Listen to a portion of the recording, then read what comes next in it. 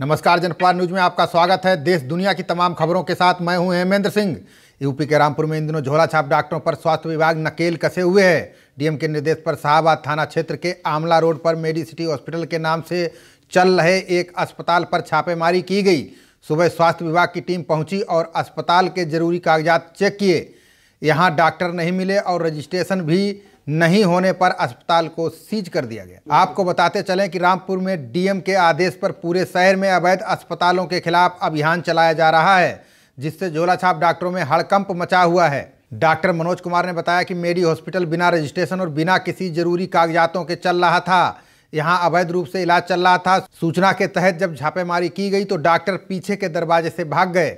Deputy CMO के साथ पूरी टीम ने जाँच की और अस्पताल को सीज कर दिया। यहाँ पर जो मरीज थे उन्हें जिला अस्पताल में शिफ्ट करवा दिया गया। यह कार्रवाई आगे भी जारी रहेगी। आज ये मेडिसिटी हॉस्पिटल के बारे में पता लगा कि बिना रजिस्ट्रेशन के, बिना प्रॉपर कागजात के चल रहा था, जहाँ पर सारे काम अवैध रूप से हो रहे थे। छापा मारा गया डिप्टी सीएमओ के साथ में। डॉक्टर पीछे के दरवाजे से भाग गए और इसको सील कर दिया गया। तो यहाँ पर जो पेशेंट थे उनको सरकारी अस्पताल में शिफ्ट करा दिया गया है। मुरादाबाद के लाइन पार स्थित रामलीला ग्राउंड में हिंदू युवा वाहिनी के मंच से प्रदेश स्तर के पदाधिकारियों ने एक वर्ग विशेष के लोगों पर जमकर आपत्तिजनक टिप्पणी की। जनपद मुरादाबाद के लाइन पार स्थित रामलीला ग्राउंड पर आज हिंदू युवा वाहिनी के तत्वाधान में एक विशाल हिंदू महासम्मेलन आयोजित किया गया, जिसमें कई मंडलों के कार्यकर्ता शामिल हुए।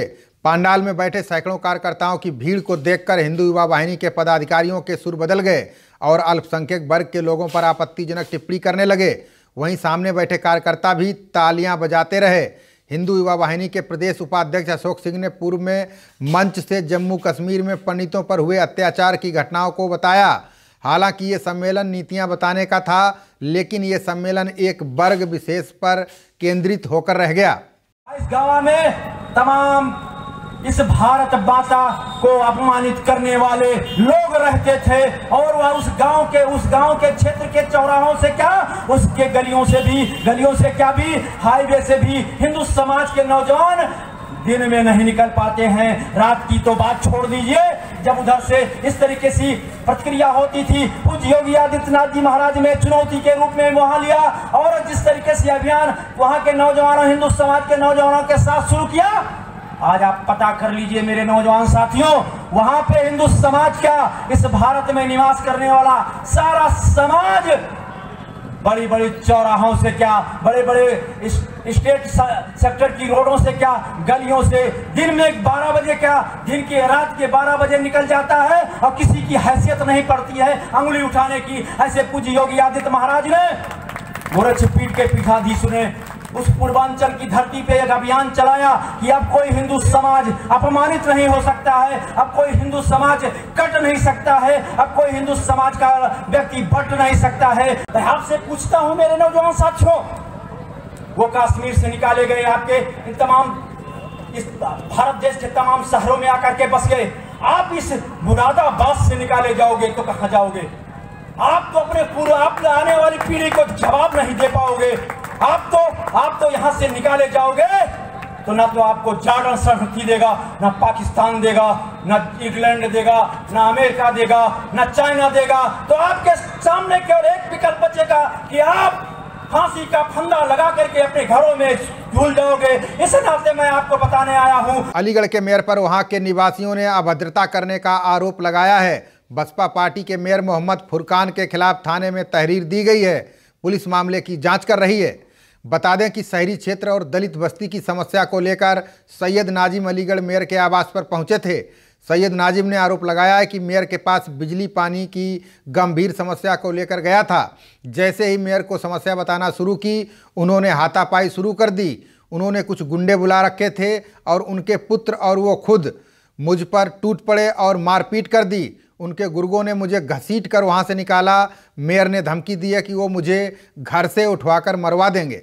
सिविल लाइन सीओ अनिल समानिया ने बताया कि मेयर फुरकान के विरुद्ध एक जांच थाना सिविल लाइन पर की जा रही है। एक एप्लीकेशन AIM के प्रदेश युवा महासचिव सैयद नाजिम अली ने दी है। मामले की जांच की जा रही है। जांच के बाद कार्रवाई की जाएगी। मैं अलीगढ़ के जो मेयर हैं फुरकान साहब, उनके पास एक समस्या लेके गया था, जो सड़क बिजली पानी की समस्या थी। जमालपुर नाले की समस्या थी, अलबरकात स्कूल के सामने के रास्ते की समस्या थी, खटीकान मोहल्ले की समस्या थी। जल भराव हो जाता है, बहुत गंदगी हुई पड़ी है। उन समस्याओं को लेकर, ये गंभीर मामले हैं, इन पर समस्या को लेकर जब मैं मेयर साहब से मिलने के लिए पहुंचा तो उन्होंने वहां पहले से ही लोग बुला रखे थे और अपने बेटे के साथ मेरे साथ मारपीट कर दी। साथ ही साथ ये भी कह दिया कि अगर अब तुम मेरे खिलाफ बोलोगे तो मैं तुम्हें घर से उठवा लूँगा, घर से उठवा के मरवा दूँगा।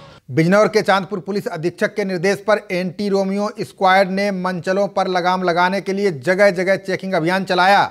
इस दौरान टीम ने 12 मंचलों को गिरफ्तार किया है। प्रदेश की योगी सरकार ने मंचलों पर लगाम लगाने के लिए एंटी रोमियो स्क्वाड का गठन किया था। कुछ दिन सक्रिय रहने के बाद एंटी रोमियो स्क्वाड दम तोड़ने लगा था और छात्राओं के साथ छेड़छाड़ की घटनाएं बढ़ने लगी थीं। स्क्वाड के सर्किल प्रभारी चंद्रवीर सिंह ने बताया कि पुलिस अधीक्षक के निर्देश पर यह अभियान नगर के विभिन्न कॉलेजों में चलाया गया। इस दौरान टीम के सदस्य ने सिविल ड्रेस में कॉलेज के आसपास फप्तियां कस रहे 12 मंचलों को पकड़कर थाने में बैठाया। पुलिस अधीक्षक महोदय के आदेश अनुसार जो है मंचलों का जो है प्राइवेट कपड़ों में जो है हमारा अभियान चलाया गया था, जिसमें कि हमारी कुछ महिला कांस्टेबल में और कुछ कांस्टेबल अपनी बाइकों से निकले तो कुछ मंचले हमारी महिला पुलिस पे ही फप्तियां कर रहे थे, जिसमें कि हमने जो है 12 मंचलों को जो है थाने में बैठाया। चुनाव आचार संहिता लगते ही प्रशासन हरकत में आ गया है। सभी जिलों में पोस्टर बैनर हटाने का काम शुरू हो गया है। होली जैसे पर्व पर शुभकामनाओं से पोस्टरों से शहर ना पट जाए, इसके लिए प्रशासन पूरी तरह से तैयार है। बलिया जनपद में सदर तहसीलदार गुलाब चंद्रा ने चौराहों पर लगे पोस्टर बैनर को उतरवा दिया। सदर तहसीलदार गुलाब चंद्रा ने बताया कि अगर कोई व्यक्ति पोस्टर बैनर लगाता है तो उसके खिलाफ निर्वाचन आयोग के आदेशों के उल्लंघन की धाराओं के तहत सख्त कार्रवाई की जाएगी। इस अभियान में सदर तहसीलदार गुलाब चंद्रा, नायब तहसीलदार जया सिंह, नगर पालिका के अधिशासी अधिकारी व कर्मचारी मौजूद रहे। माननीय भारत निर्वाचन आयोग द्वारा आदर्श आचार संहिता घोषित हो गई है और इसी के साथ जो है लोकसभा चुनाव सामान्य निर्वाचन 2019 की प्रक्रिया प्रारंभ हो गई है। अभी यहाँ पर जिलाधिकारी महोदय जिला निर्वाचन अधिकारी बलिया श्री भवानी सिंह खंगारावत के निर्देश पर पूरे जनपद में 7 विधानसभाओं में करीब 24 टीमें मॉडल कोड ऑफ कंडक्ट को आदर्श आचार संहिता को अनुपालन के लिए लगाई गई है। अभी ये 361 बलिया नगर विधानसभा में तहसीलदार बलिया, नायब तहसीलदार बलिया, हमारे समस्त राजस्व निरीक्षक लेखपाल और नगर पालिका की टीम द्वारा जो है आज यहाँ पर पूरी कई दस्ते, करीब 1 दर्जन दस्ते गठित करके जितने भी पोस्टर बैनर राजनीतिक पार्टियों के हैं वो हटवाए जा रहे हैं और रात तक ये प्रक्रिया चलेगी। और कल से जो है कोई भी वॉल पेंटिंग या बैनर इत्यादि बिना किसी अनुमति के लगाते हुए पकड़ा गया तो सीधे उसको जेल भेजा जाएगा। लोकसभा चुनाव के मद्देनजर पूरे देश में आचार संहिता लागू हो गई है। देश में 7 चरणों में लोकसभा का चुनाव होगा। 11 अप्रैल को पहले चरण का मतदान होगा, 18 अप्रैल को दूसरे चरण का और 23 अप्रैल को तीसरे चरण का मतदान होगा। 29 अप्रैल को चौथे चरण का और 6 मई को 5वें चरण का मतदान होगा। 12 मई को छठे और 19 मई को 7वें यानी अंतिम चरण का मतदान होगा। मतदान संपन्न होने के उपरांत 23 मई को ईवीएम में कैद प्रत्याशियों की किस्मत खोली जाएगी, यानी हार जीत के नतीजे सामने आएंगे। आपको ये भी बता दें कि पहले चरण में 20 राज्यों की 91 सीटों पर वोटिंग होगी, दूसरे चरण में 13 राज्यों की 97 सीटों पर वोटिंग होगी और तीसरे चरण में 14 राज्यों की 115 सीटों पर वोटिंग होगी। चौथे चरण में 9 राज्यों की 71 सीटों पर वोटिंग होगी। 5वें चरण में 51 सीटों पर, छठे चरण में 59 सीटों पर और 7वें चरण में 59 सीटों पर मतदान होगा।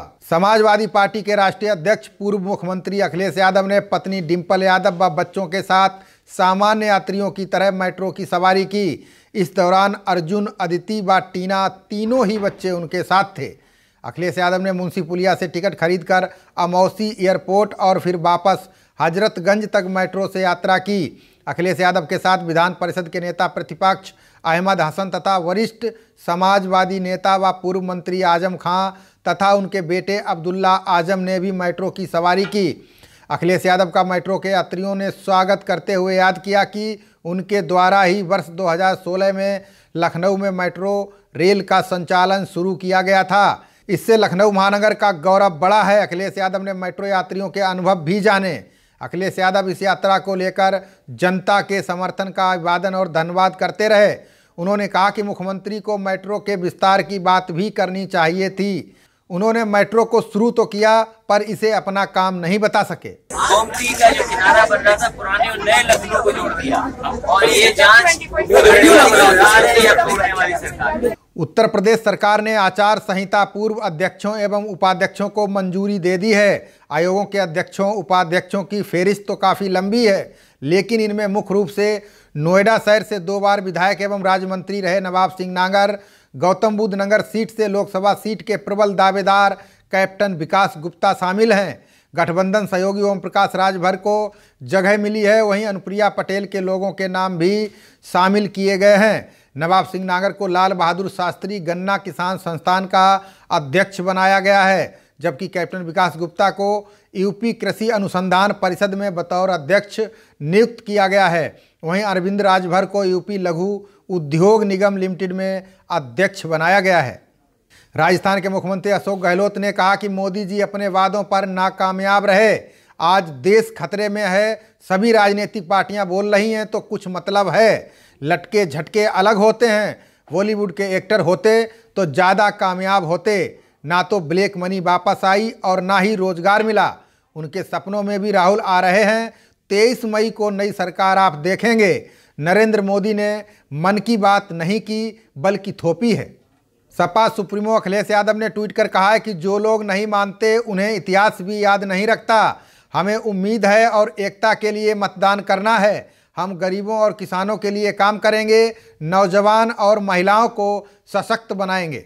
मुख्यमंत्री योगी आदित्यनाथ ने ट्वीट कर कहा कि मौका परस्त ताकतों को परास्त करें, जातिवाद परिवारवाद को खत्म करें, भ्रष्टाचार को बढ़ावा देने वालों को परास्त करें, नए उत्तर प्रदेश के निर्माण में सहयोग दें। हम यूपी में 74 पार एक स्थिर और मजबूत सरकार चुनें, विकास यात्रा को और आगे बढ़ाएं।